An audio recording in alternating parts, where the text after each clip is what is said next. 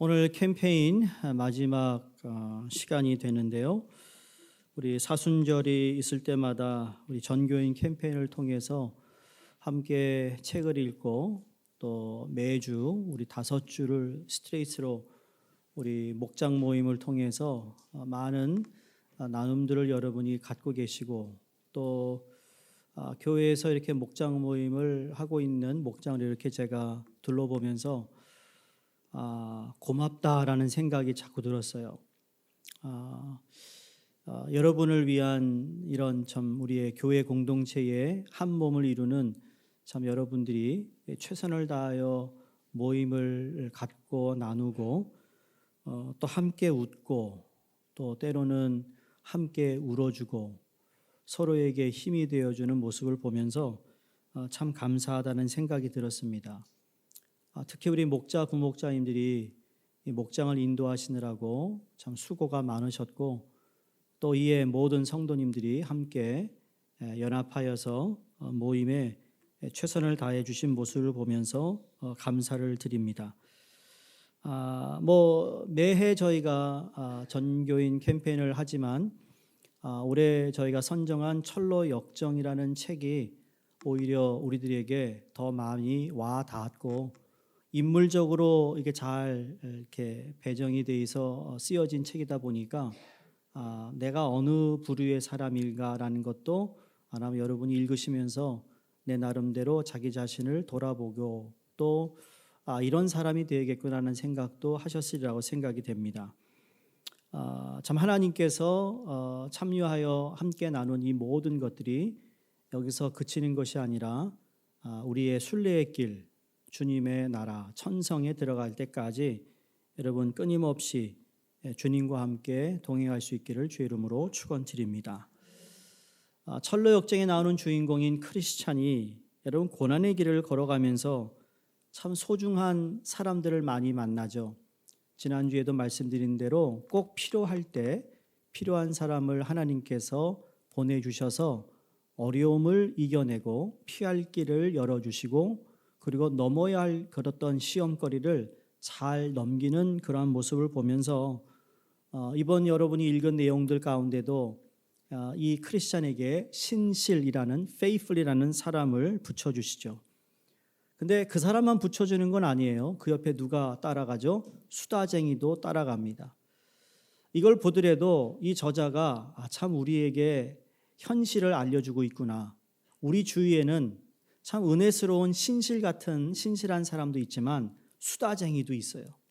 주님을 따라가는데 말만 살아있는 사람이죠. 신실이 그래서 속잖아요. 은혜로운 얘기를 하는데 신실이 너무 은혜를 받는 거예요. 야, 이 사람 정말 믿음이 좋은가 보다. 그런데 크리스찬이 아니야. 걔는 입만 살았어. 말만 저렇게 번지를 하게 하지 하나도 행동이 없어. 근데 네가 어떻게 아니? 그랬더니 우리 마을에 같이 살던 사람인데 하나님 나라에는 말에 있지 않잖아. 하나님은 오직 능력에 있기 때문에 내가 알지. 그리고 저 집안에서 기도드리는 모습, 죄를 회개하는 징조란 도무지 찾아볼 수 없는 그러한 집안이야. 그래서 그와 거래하기보다는 차라리 잔인무도하고 횡포 많은 무법자와 거래하는 것이 한결 낫다라는 그러한 이야기가 돌 정도야. 그랬더니 신실이 참 신실해요. 크리스찬 말에 맞아. 당신이 그렇게 얘기할 정도면 그 말이 맞을 수도 있겠네. 아니가 다를까요? 이 수다장이는 자기 말한 것과 행동이 너무 일치하지 않는 거예요. 그러니까 언행일치, 말과 행동이 일치해야 하는데 그게 일치하지 않은 거죠. 이 부분에서 우리도 우리 자신을 돌아봅니다. 내가 주를 주여 믿는다고 하면서 솔직히 우리의 삶 가운데 일주일의 삶을 보면 내가 고백한 주님을 내 삶의 영역에 인정하지 못하고 사는 우리의 모습을 발견하는 것이죠. 우리 말과 그리고 우리의 행동이 따로 놀아요. 여러분이 목장에서 나눈 그 은혜의 이야기들 있잖아요. 여러분 그게 행동으로 이어질 수 있기를 간절히 바랍니다. 기도를 하겠다는 분들은 기도하셔야 돼요. 나와서 기도해야 된다는 거죠. 말씀을 안 읽는 분들은 말씀을 진짜 읽어야 된다는 거죠. 누군가에게 부탁하세요. 내가 오늘 아침 저녁으로 나에게 전화를 줘.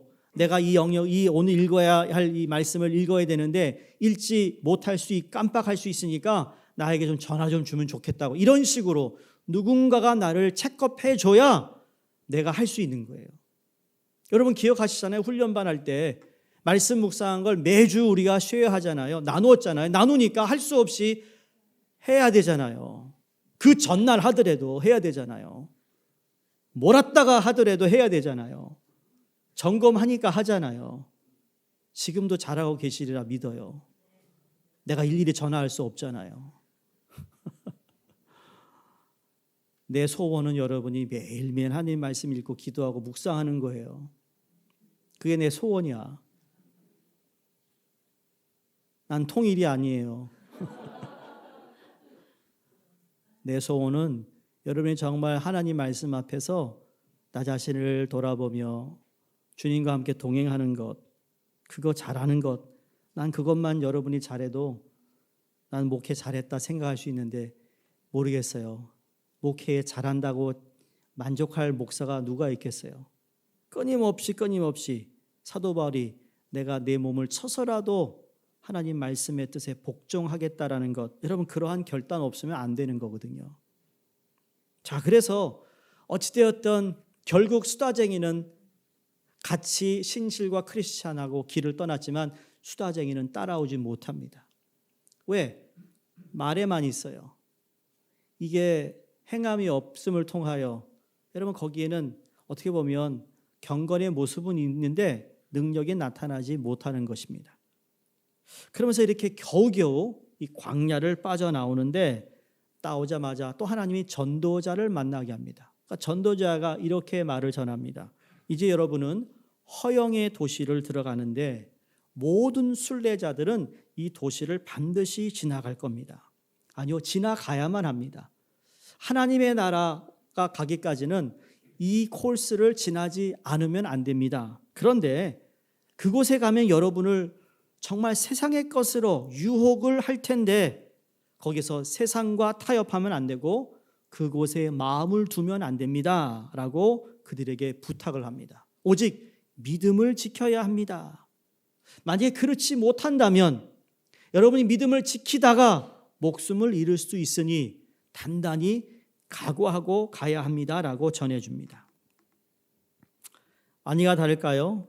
세상의 유혹을 극복하는 것이 얼마나 중요한지를 알려주기 위해 감사하다라는 인사를 하고는 허영의 도시로 들어갑니다. 허영의 도시에 열리는 시장으로 들어가게 되는데 들어가자마자 시장 사람들은 두 순례자의 모습을 보면서 비웃습니다. 옷차림을 보고 비웃고 그들의 말투를 듣고 비웃고 흉을 보기 시작해요. 또 이 장사꾼들이 와가준 이 두 순례자에게 물건을 사라고 외칩니다. 그때 크리스찬이 저들이 파는 물건에 눈길을 주면 안 되니까 보지 마십시오. 신실이 또 말합니다. 맞아요. 그들이 파는 물건이 우리를 주님에게로부터 멀어지게 하는 것임을 나도 알고 있어요. 그러니 제 마음에 육신의 정욕을 일으키는 어떠한 것도 들어오지 못하도록 우리는 막아야 돼요. 이러면서 단단히 그 유혹의 소리에 넘어가지 않으려고 노력을 해요. 여러분, 근데 황당하게도 시장 사람들은 크리스찬과 이 신실이 너무나도 믿음을 지키려고 하는 모습을 보면서 오히려 이 두 사람에게 모함을 합니다. 그리고 어떻게 보면 그들에게 향하여 누명을 씌우는 이야기를 합니다. 이 사람들이 우리 도시에 들어왔는데 혼란케 하는 인물들입니다. 이 사람들을 잡아가야 된다. 이 사람들을 재판에 넘겨야 된다. 그런 식으로 막 다고쳐요. 할 수 없이 아무런 힘이 없으니 재판장에 넘겨지고 그리고는 결국 신실이라는 사람은 사형에 처해 죽음을 맞이합니다. 죽음을 맞이하면서 그의 영혼을 마차에 태워 천성으로 곧바로 올라가게 되는 것을 보게 되고 크리스찬은 이 사형 집행을 기다리는 동안 하나님이 이 악인들의 마음을 누그러뜨리셔서 탈출하는 데 성공을 하게 됩니다. 여러분, 우리도 허영의 도시에 살고 있지 않나요? 일주일을 살아가면서 우리 눈에 보이는 것, 귀에 들리는 것, 내 육신의 정욕을 위하여 이 세상에 얼마나 많은 것들이 유혹하는지 모릅니다. 내가 주일날 하나님께 이렇게 결단하고 일주일을 잘 살아보겠다고 했지만 나가자마자 이 현실 앞에서 우리가 무너지는 모습을 보잖아요. 우리의 마음이 세상의 것에 가버렸어요. 세상의 어떤 그 육신의 정욕이 내 안에 다 들어와 버렸어요. 그러한 삶을 우리가 되풀이하며 살아가고 있다면 오늘 이 말씀을 통하 여러분 정말 우리가 이 세상에 속한 사람이 아니라는 것, 이 세상으로 부름을 받았지만 이 세상에 속한 사람이 아니다라는 사실을 다시 한번 여러분 확인하며 우리 믿음으로 이겨나갈 수 있기를 바랍니다. 여러분 이렇게 안타깝게 함께 이 순례의 길을 가던 신실이 죽음을 당하고 나니 얼마나 마음이 상했겠어요. 근데 하나님이 이때 또 누군가를 보내주는데 그 사람 이름이 소망입니다. 소망이라는 순례자를 만나 함께 천성을 향해 가게 되는 은혜를 입게 됩니다. 길게 제가 설명을 드릴 수 없지만 여러분이 책을 읽으셨으니까. 근데 샛길 초원이라는 것이 나오는데 야 일로 가면은 우리가 천성으로 갈 수 있는 길이 나오지 않을까? 초원이잖아. 샛길이 돼도 초원이니까 좀 낫지 않을까? 그래서 글로 들어가요. 들어가면 어떻게 되죠? 잘못 들었다는 걸 깨달아요. 다시 되돌아가려는데 갈 수 없는 기회가 막혀버려요. 그래서 할 수 없이 해가 지고 잠을 자야겠고 쉬어야 될 것 같아서 동굴에 들어가 잠을 자는데 여러분 그때 절망이라는 거인이 나타납니다. 절망이라는 거인이 이 두 사람을 잡아다가 지하 감옥에다가 다 그냥 넣고 맙니다. 근데 절망의 거인의 아내의 이름은 뭐라고요? 자포자기예요. 참 절망과 자포자기. 그 집안은 어떨까요? 아빠는 늘 절망의 얘기를 해. 엄마는 자포자기. 그 분위기를 한번 생각해 보세요. 힘들 거예요. 여러분 집안에 분위기 메이커 있죠? 여러분 집안에 항상 분위기 메이커가 있어요. 아주 엄한 아빠가 있는 집은요. 하다가 아빠가 나타나면 침묵합니다. 근데 누군가가 또 분위기 메이커가 있어요. 분위기 메이커. 어제도 제가 어느 젊은 가정에 신방을 갔는데 야 거기 분위기 메이커가 있더라고. 말을 얼마나 그렇게 잘하는지. 난 그래서 순해가지고 다 믿잖아요. 내가 한 말을. 난 이제 다 믿어요. 여러분 얘기하면 다 믿는다니까요. 그러니까 진실만 말하셔야 돼요. 미안합니다만 본인이 육아의 왕이래. 육아를 하는데 왕이래. 그래서 내가 좋게 들었어요. 참 육아를 잘 도와주는구나. 그런데 왕노릇 한다는 얘기였어요. 얼마나 내가 이거 참 내가 그렇다니까요. 어찌되었든 절망과 자포자기가 있는 이 집안에 갇힌 겁니다. 그러니 소망이 있어요. 소망이 함께 있지만 다 그냥 쇠사슬에 차여 있어요. 감옥에 들어가 있어요.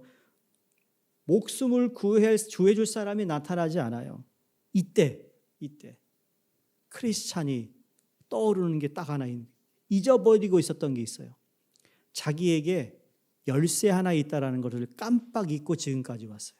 근데 이 열쇠는 모든 문을 열 수 있는 열쇠인 거예요. 이게 이 책에서는 이 열쇠가 뭐냐? 기도라는 거였어요. 그동안 기도를 왜 하지 않았느냐라는 거였죠. 그러면서 이들이 밤새도록 기도합니다. 기도하고 난 후에 여러분 열쇠로 잠겼던 감옥 문을 열고 나오고요. 그 성에 있었던 모든 문을 다 열고는 마침내 성을 빠져나와 마지막 하나님이 그들을 위해 준비해 놓으신 천성에 도달함으로 이 책이 마감을 합니다. 여러분 크리스찬이 어떻게 순례의 길을 출발하게 되었는지 기억하시죠? 자기가 살고 있는 집이 도시가 멸망의 도시라는 것을 깨닫고 난 다음에 시작된 것이 그의 순례의 길이었습니다.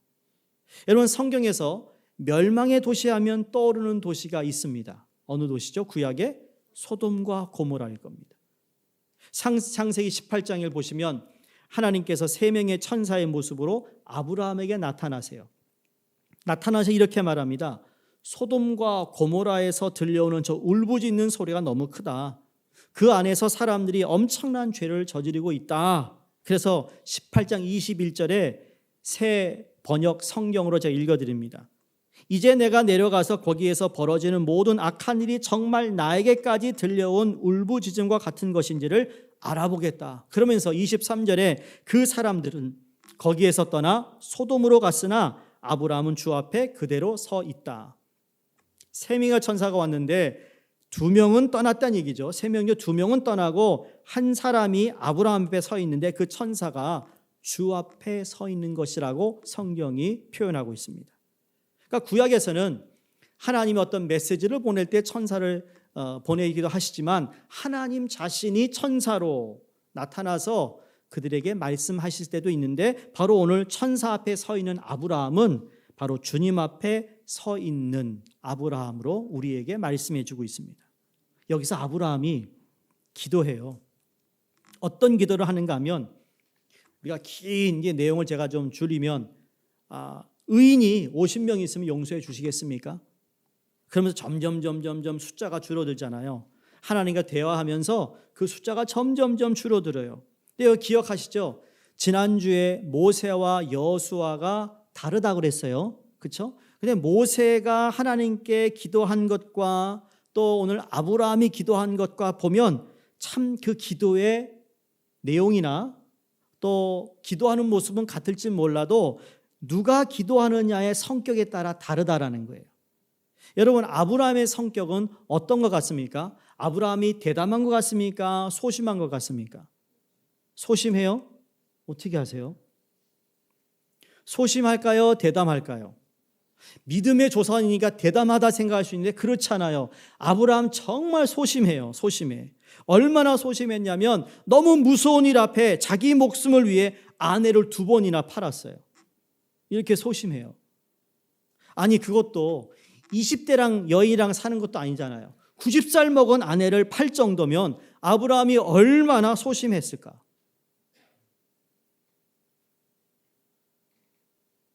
그것뿐인가요? 아내의 요구에 하갈을 첩으로 들이는 소심한 사람이에요. 근데 이 기도를 통해 그의 소심함이 다시 드러납니다. 창세기 18장에 주님, 기어이 의인을 악인들과 함께 쓸어버리시겠습니까? 소돔과 고모라를 위해 기도하면서 지금 아브라함의 머릿속에는 누가 있죠? 자기의 조카 롯의 가정이 있다라는 거예요. 그 소돔과 고모라의 땅을 먼저 조카가 가졌잖아요. 그리고 그 외의 땅을 아브라함이 이제 정착해서 살아가는데 하나님이 롯이 있는 곳을 소돔과 고모라를 멸망시키겠다 하니까 제일 먼저 떠오르는 것이 롯의 가정입니다. 아니, 그럼 솔직하게 하나님, 롯은 안 됩니다 라고 하면 되잖아요. 소심해가지고 말이죠. 하나님과 지금 50명, 40명, 여러분 기도할 때 정확히 얘기하세요. 돌려서 기도하지 마시고. 솔직히 여러분 정말 하나님 이거 이렇게 해주셔야 됩니다 라고 할 거 있으면 하라는 얘기예요. 모세는 그렇게 했잖아요. 근데 성경을 보면 그 성 안에 의인 50명이 있는데요. 그럼 어떻게 하실 겁니까? 이러고 시작해서 하나님이 그때마다 그래 그렇게 하자. 아브라함이 또 하나님 그런데 하나님 5명이 모자르면 어떡하죠? 소심해서 하나님 멸하지 않겠다. 그러면 40명 있으면 어떨까요? 멸하지 않겠다. 또 소심한 아브라함이 주님 노하지 마세요. 제가 말씀드린 거 꼭 허락해 주시면 좋겠는데 30명이면 어떻습니까? 하나님 뭐라 그러죠? 멸하지 않겠다 그럽니다. 또 다시 소심한 아브라함이 감히 죽기 아뢰입니다. 20명 찾으시면 안 되겠습니까? 하나님이 그래 그렇게 해라. 멸하지 않겠다. 그렇게 해서 이 소심한 아브라함 어디까지 내려가요? 주님 노하지 마세요. 면목이 없습니다만 한 번만 더 말씀드리면 안 될까요? 10명은 안 될까요? 하나님이 그래 10명을 찾아라. 멸망하지 않을게. 우리는 때로 이런 소심한 기도를 해요. 이번 주 내가 이렇게 이제 살겠습니다. 오늘 말씀을 듣고 나서 이제 이렇게 살겠습니다. 근데 월요일 날 그냥 스트라이크 아웃. 화요일 날 스트라이크 2. 수요일 날 스트라이크 3 벌써 아웃된 거야. 그러니 목, 금, 토 3일을 그냥 허헉거리고 살다가 다시 주일날 와가지고 하나님 면목이 없습니다. 소심한 우리의 모습. 아브라함 모습이 우리의 모습 같아요. 여러분 이러한 오고 간 대화의 결론이 무엇인가? 여러분 무엇이라 생각하세요? 많은 경우 우리는 소돔과 고모라를 하나님께서 10명이 없어 의인이 없어 멸망하셨다라는 것을 알고 있습니다. 틀린 말은 아닙니다. 근데 핵심 메시지는 하나님 어떻게 소돔과 고모라를 멸망하시게 했는가? 왜 그렇게 멸망하셨는가? 여러분 그게 아니라 오히려 하나님이 얼마나 오래 참으셨는가를 우리가 발견해야 되는 거예요. 아브라함과 이런 대화를 나누기 전에 하나님은 소돔과 고모라를 멸망시키려고 하고 계세요. 근데 하나님이 참으셨어요. 벌써 멸하셨어야 했는데 오래 참으셨다라는 겁니다. 하나님이 참고 또 참고 참으시다가 언제까지 참으셨는가? 심지어 의인이 10명도 안 되는 데까지 참으셨어요. 그래서 이제는 더 이상 참지 못하시고 소돔과 고모라를 멸망하실 수밖에 없었다라는 겁니다. 그래서 아브라함의 중보 기도, 소돔과 고모라를 위한 중보 기도에 우리가 알 수 있는 것은 하나님이 어떤 것을 멸하시기 전에는 정말 이렇게 오래 참으시는구나. 의인이 10명도 안 되는 데까지 참고 계시는가라는 것을 알 수 있다라는 거예요. 우리 하나님은 참으시는 하나님이에요. 여러분 하나님 우리를 향해 얼마나 많이 참으셨어요. 여러분의 인생을 두고 봤을 때 하나님이 한두 번 참은 게 아니거든요. 하나님은 오래 참으세요. 근데 그 참는 기간 동안 하나님께 다시 돌아오라고 기회를 주고 있는 이 사실, 이 진리를 깨달아야 된다는 겁니다. 아직 여러분이 숨을 쉬고 살고 있다는 이야기는 하나님이 여러분을 향하여 참고 계시는 거예요. 내가 이렇게 하나님 말씀대로 살지 못함에도 불구하고 나에게 생명을 연장해 주시고 있는 하나님의 그 은혜에 감사할 수 있기를 바랍니다. 저희가 읽고 있는 철로 역정의 시작이 어떠했습니까? 멸망의 도시라는 것을 알고 난부터 고민에 빠집니다. 그리고서 그가 철로 역정의 순례의 길을 출발하는데 여러분 이 철로 역정의 책이 수백 년 전에 쓰여진 책이지만 그때 이미 멸망의 도시를 피해 하나님의 나라 가는 그 책을 썼던 저자가 살았던 그때와 지금 우리가 비교해 보았을 때 오히려 멸망해야 할 이 세상이 아직도 멸망하지 않았어요. 이유가 무엇일까요? 똑같은 이유입니다. 아직도 하나님이 이 세상을 향해 참고 계신 거예요. 하나님의 의인을 찾고 계시다라는 이야기죠. 하나님께 돌아오는 영혼을 더 많이 하늘나라 가기 위해 하늘나라로 인도하시기 위해 참고 계시는 거예요. 여러분의 가족 중에 여러분이 아는 친척 중에 여러분의 부모, 여러분의 자녀 그 누군가가 아직 예수님을 믿지 않았다면 여러분 지금도 참고 인내하시는 하나님의 이 은혜 가운데 그들이 주님을 믿을 수 있기를 주의 이름으로 축원합니다. 2주 전에 여러분에게 철로 역정의 지도를 카피해서 나눠드렸는데 어떻게 보면 반 정도밖에 제가 제대로 이게 시간이 한 10주는 10주는 해야 되는데 반밖에 못해서 좀 더 깊은 내용들을 다루지 못했습니다만 이 지도를 보면 인생의 길이라는 것이 이런 거구나. 인생의 길이라는 건 고난의 길이구나. 살아간다는 자체가 고난을 피해갈 수 없는 거라는 거예요. 여러분 이건 믿는 사람이 믿지 않는 사람은 똑같은 거예요. 고난은 다 있어요. 그 고난의 정도가 조금씩 다를 뿐이죠. 아무리 재벌같이 떵떵거리고 산다 해도 그 사람도 인생은 고난의 길이라는 거예요. 어차피 우리가 고난의 길을 간다면 철로 역정의 길을 가야 되지 않겠냐라는 거예요. 어느 길을 간다고 하더라도 이 세상에 편한 길은 없다라는 겁니다. 그렇다면 정말로 철로 역정의 의미 있는 길을 우리가 가야 되지 않을까라는 생각을 해야 된다는 것이죠. 이왕 가는 모든 길이 고난의 길이라면 그 고난의 길이 좀 더 의미가 있고 그 의미를 부여해 줄 뿐만 아니라 내가 인생을 마쳤을 때 그 의미가 영원한 것까지 이어질 수 있는 그 길을 우리가 가야 된다는 거예요. 믿지 않는 사람들 고난의 길을 가는데요, 그들은 의미 있는 삶을 살았다 하더라도 그 의미 있는 인생이 영혼과 연결되지가 않거든요. 사랑하는 성도님들, 우리는 우리의 삶의 길에 고난을 만나나 좋은 일을 만나나 아니면 주의 일을 하거나 아니면 우리가 세상에서 열심히 생업에 열심히 살거나 아니면 가정일을 열심히, 이 모든 일에는 의미가 부여돼야 된다는 거예요. 내가 고생한 만큼의 의미가 보여진다는 거죠. 내가 헌신하고 봉사한 만큼의 의미가 보여지는데 이것이 여기서 끝나는 것이 아니라 하늘나라까지 이어질 수 있는 것. 그래서 상급이라는 것이 그런 의미에서 우리에게 주시는 소망인 것이죠. 이왕 고생하는 거라면 좀 더 의미가 있는 삶을 택하는 것이 지혜로운 사람이 아니겠는가라는 겁니다. 그런 의미에서 오늘 본문 디모데후서 4장 7절 8절 말씀을 다시 한번 봅니다. 나는 선한 싸움을 싸우고 나의 달려갈 길을 마치고 믿음을 지켰으니 이제 후로는 나를 위하여 의의 멸관이 예비되었으므로 주 곧 의로우신 재판장이 그날에 내게 주실 것이며 내게만 아니라 주의 나타나심을 사모하는 모든 자에게도니라. 아멘. 사도 바울이 자신의 이제 사명을 다 이제 마치는 그 시기가 되었던 것을 알고 있었습니다. 사람은요, 자기가 맡은 이 사명이 언제쯤 끝나는지 여러분 알 수 있는 것도 지혜입니다. 은혜로운 겁니다. 다시 말해 내가 언제 내려와야 되는지를 아는 것도 은혜라는 거예요. 내려올 줄 모르고 계속 그것을 유지하려고 할 때 그때 문제가 생기고 지금까지 쌓아놓았던 공로가 다 무너지는 이유가 바로 거기에 있어요. 그건 목회자도 그렇고 세상의 정치인도 그렇고 사업가도 그렇고 모든 인간의 삶에 보면 내려올 때를 알아야 된다는 거죠. 사도 바울이 이제 자기가 주의 사명을 감당하고 마지막 때가 언제인지를 알고 있었어요.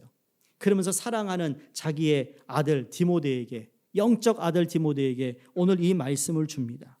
여기서 세 가지를 우리가 기억하고 우리가 마음속에 새겼으면 좋겠는데요, 우리 캠페인을 끝내면서 이 세 가지가 우리 마음속에, 우리 삶 가운데 늘 살아 역동할 수 있기를 바랍니다. 첫 번째로는 선한 싸움을 싸운다는 것은 여러분 위대한 경주를 완주한 것으로 해석할 수 있습니다.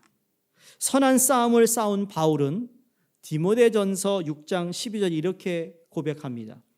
믿음의 선한 싸움을 싸우라, 영생을 취하라. 이를 위하여 내가 부르심을 받았고 많은 증인 앞에서 선한 증거를 하였도다.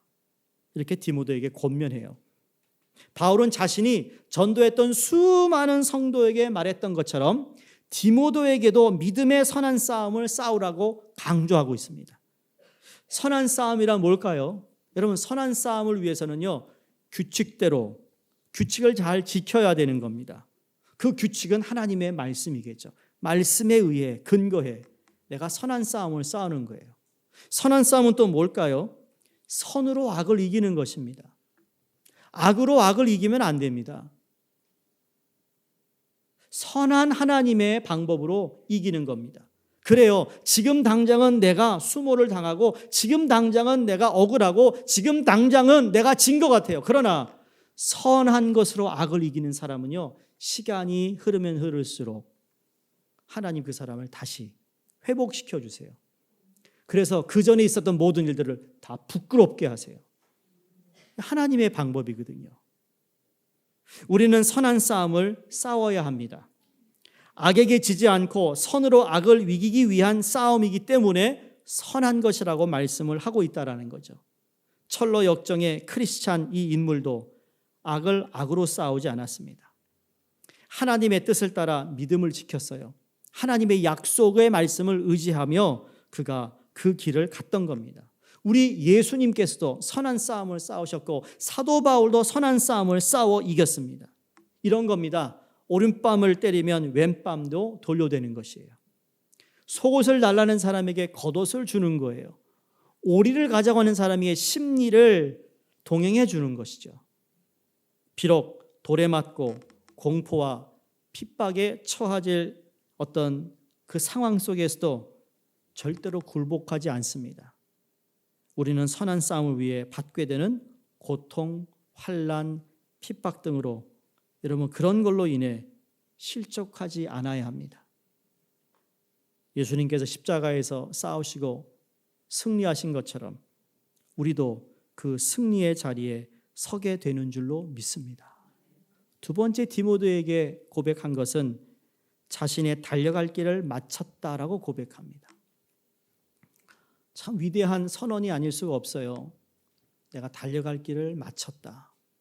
인생을 살아가면서 마지막 죽음 앞에 내가 달려갈 길을 다 마쳤다라고 할 수 있는 사람이 도대체 몇 명이나 될까? 여러분 우리 모두 그러한 고백을 할 수 있기를 바랍니다. 사도 바울이 내가 선한 싸움을 싸고 나의 달려갈 길을 마쳤다라는 이 고백을 할 때 마음이 뭉클하지 않았을까라는 생각을 합니다. 아마 눈물이 핑 돌지 않을까라는 생각을 해봅니다. 이번 주도 저희 교회, 우리 교단의 감찰 목사님들하고 새로 예배당을 이전해서 예배드리는 곳에 가서 예배를 드렸어요. 그 중에 또 한 목사님이 이제 곧 은퇴를 하시는데 짐을 싸시고 이사를 나가신다는 얘기를 들으면서 참 그 돌아서고 가시는 모습이 참 뭐라 그럴까요? 참 열심히 목회와 사역을 해오신 참 자랑스럽기도 하면서도 이제 현역에서 물러나는 모습을 보면서 저게 저 목사님의 모습만은 아니겠구나. 나도 저분처럼 은퇴하는 날이 올 텐데 참 어떨까? 그 마음이 어떨까? 그런 생각이 들었어요. 물론 그분의 송 얘기는 제가 듣진 않았지만 여러 면에서 이렇게 교차되는 생각이 있었어요. 마지막에 그 마음은 참 쉽지 않으셨겠다. 쉽지 않은 거죠. 아직 젊잖아요. 여러분 70도 건강하시잖아요. 그렇죠? 70도 건강하세요. 80도 건강하세요.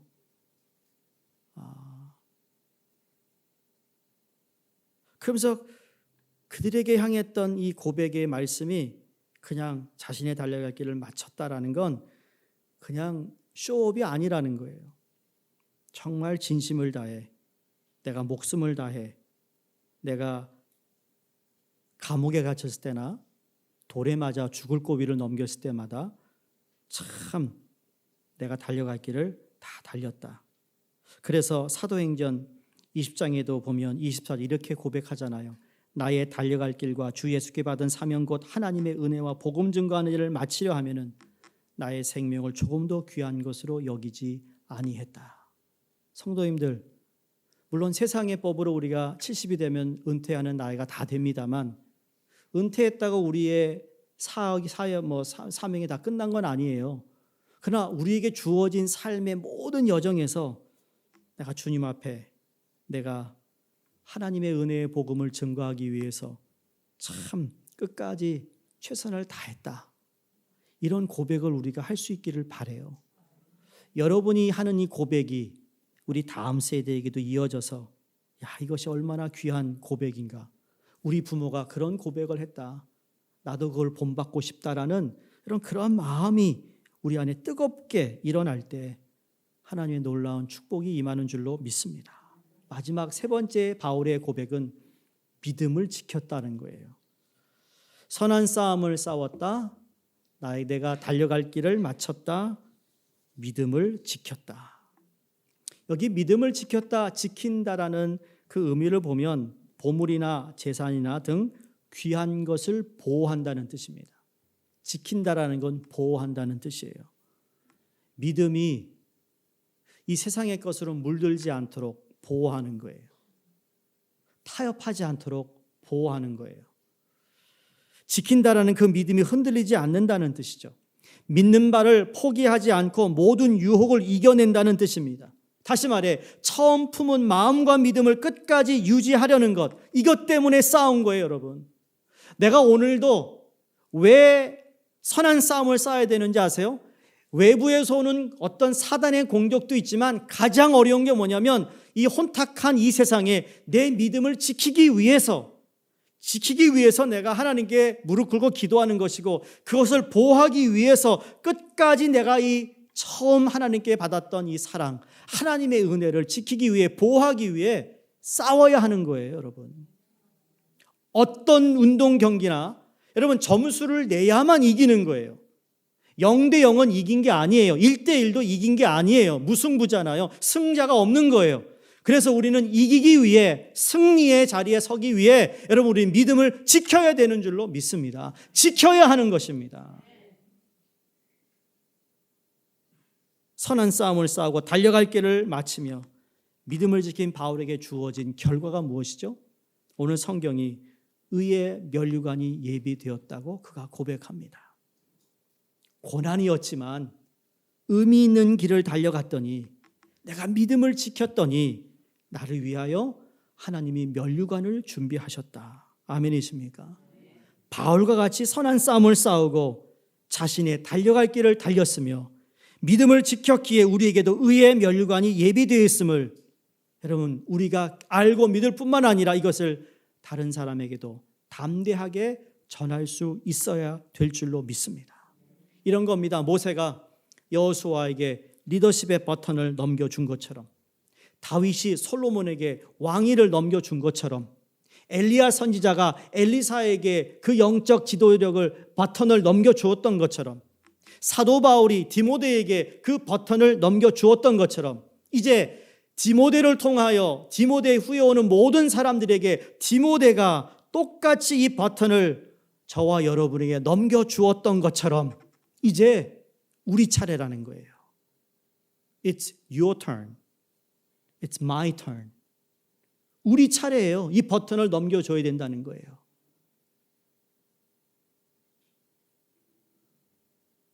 근래에 한국인으로서 최초 쇼팽 콩쿠르 우승을 한 조성진 피아니스트가 있습니다. 들어보셨나요? 올해 나이 22살이래요. 6살 때부터 피아노를 쳤다고 합니다. 만 15세에 하마마츠 국제 피아노 콩쿠르에서 1위를 했는데, 우승을 했는데 이때가 최연소 그리고 아시안으로 처음으로 우승을 한 사람입니다. 이분이 인터뷰하는 걸 제가 이렇게 보면서 자기 생각에는 세상에서 가장 유명한 필라모닉 오케스트라를 대라 그러면 3곳이 있다고 자기는 생각한다고 해요. 하나는 베를린, 두 번째로는 빈 필라모닉, 세 번째가 뉴욕 필라모닉인데, 이 사람이 이 모든 세 필라모닉하고 연주를 같이 했다는 거예요. 피아노처럼 협연을 했다는 겁니다. 그러면서 자기가 지금까지 살아오면서 짧은 인생이지만 연주를 몇 번 했냐 했더니 한 700에서 800번 했대요. 700에서 800번 연주를 하는데 그럼 가장 만족했던 때가 언제냐 그랬더니 10손가락 안에 안 낀대요.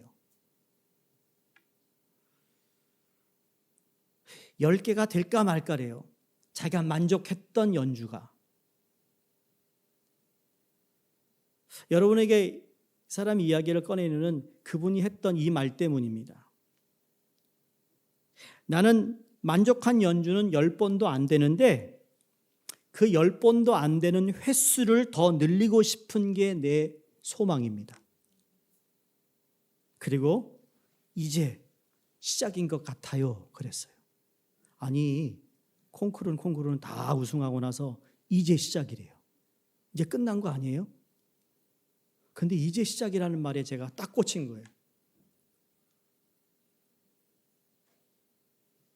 여러분, 우리가 철로역정 캠페인을 하면서 철로역정에 우리의 하나님께서 우리에 허락하신 순례의 길은요, 철로역정을 마침으로 끝이 아니에요. 이제 시작인 거예요. 우리의 허락하신 이 길, 천성에 들어가기까지 여러분 시작해야 되는 거예요. 이제부터. 지금까지 여러분이 살아오신 것도 참 감사한데 이제 다시 하나님 앞에 이런 마음으로 주님이 허락하신 이 길을 가야 된다는 거예요.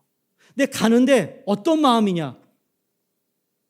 내가 선한 싸움을 이긴 것에 대해 만족한 것이 아니라 한두 번 이긴 걸로 그냥 거기에 만족하는 것이 아니라 내가 선한 싸움을 이겼다라는 횟수를 좀 더 늘리기 위해 내가 달려갈 길을 마쳤다 하기 전에 내가 달려갈 길을 위하여 그 하나님께서 주어진 은혜를 그 횟수를 더 늘리기 위해 내가 믿음을 지키는 횟수를 더 늘리기 위해 여러분 다시 오늘부터 시작할 수 있기를 주의 이름으로 축원합니다.